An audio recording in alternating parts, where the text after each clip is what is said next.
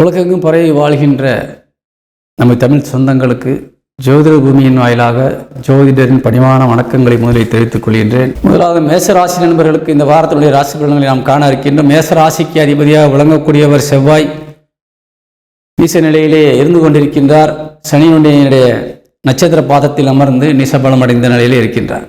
இருந்தாலும் உங்களது ராசி வீட்டிலே சூரியன் 5ஆம் வீட்டிற்கு அதிபதியாக விளங்கக்கூடிய சூரியன் உச்சம் அடைந்த நிலையிலே உங்கள் ராசியிலே பிரகாசமான நிலையிலே அமர்ந்திருக்கின்றார். அதனால் இந்த நேரத்திலே நீங்கள் எடுக்கின்ற காரியங்களுக்கு வெற்றி பெறுவதற்கான உதவிகள் கண்டிப்பாக கிடைக்கும். உங்களை பார்த்த மாத்திரத்திலேயே நீங்கள் சென்று நிற்கின்ற இடத்திலே நல்ல மரியாதையும் முகம் மலர்ச்சியோடு உங்களை வரவேற்கக்கூடிய ஒரு அற்புதமான ஒரு காட்சிகளெல்லாம் நீங்கள் பார்க்க முடியும்.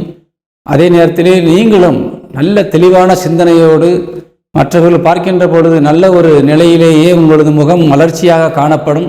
காரணம், உங்கள் ராசியிலே சூரியன் உச்சபலம் அடைவது என்பது முதலில் சூரியன் தலைக்கு காரகராகவும் முகத்திற்கு காரகராகவும் விளங்கக்கூடியவர்.